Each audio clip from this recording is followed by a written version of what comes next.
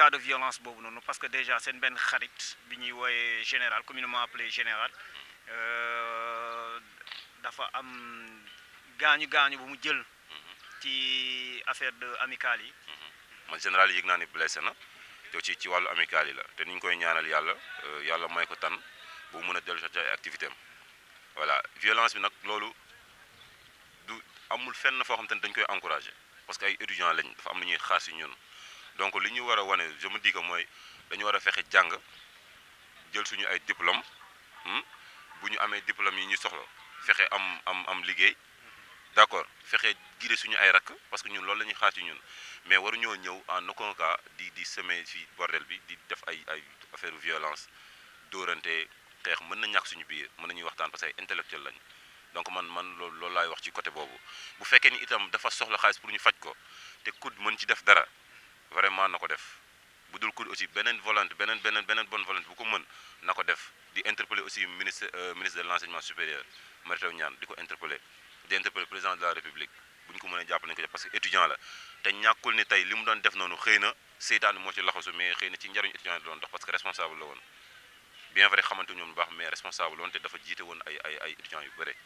waaw donc bu fekkee ni mën nañu ko dimbalee ci dara nañ ci taxaw quoi. est-ce que mën nga ñëw ci kaawu général lan moo ko daal. non général mënu ma si dem de 100% quoi franchement parce que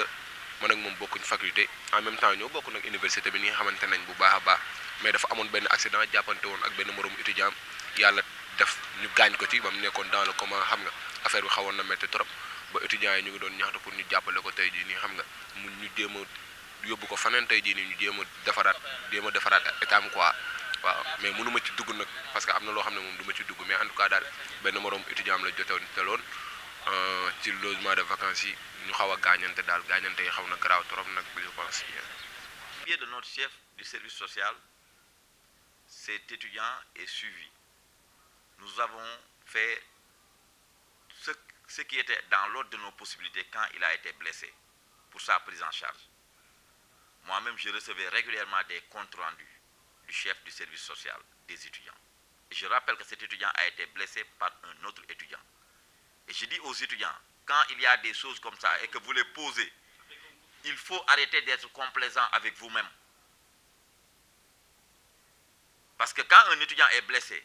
par coupe par un autre étudiant et que les gens essaient d'accabler le coude pour des questions de prise en charge ou de penser que le coude est responsable, pour moi ça relève de la malhonnêteté. Ça relève d'un manque de courage criard. Quand un étudiant est blessé par coupe, le débat devrait être que pourquoi les étudiants s'arment de coupe. Pourquoi un étudiant est capable de faire à son camarade étudiant quelque chose que même une autre personne qui n'est pas étudiant, et même parfois un agresseur ne ferait pas à un étudiant. C'est des débats qui doivent être posés. Maintenant, nous, peu importe, quand un étudiant est blessé, nous faisons le nécessaire en termes de prise en charge. Et nous avons essayé de le faire avec cet étudiant-là. Nous avons son dossier qui est géré par une structure qui voudrait l'évacuer.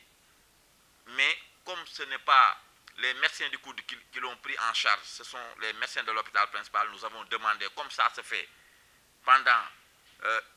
de telles circonstances, qu'on ait un résumé médical avec un avis du médecin traitant qui donne feu vert pour qu'il puisse être évacué. Nous avons déjà monté le dossier que nous avons montré à ses camarades quand ils étaient venus nous voir pour leur dire que voilà ce qui reste. Parce que quand on évacue un étudiant et quand on doit sortir des deniers publics, il faut qu'on s'assure que c'est parce que cet étudiant ne peut plus être pris en charge à l'intérieur du pays par nos hôpitaux. Et ça, pour s'en assurer, c'est le résumé médical ou un rapport médical fait par un médecin qui fait foi. Ce qui n'est pas encore le cas pour le cas, excusez-moi de la répétition de l'étudiant Ngom. Et les étudiants ont eu toute la documentation. Moi, je les ai reçus et je les ai montrés pièce par pièce.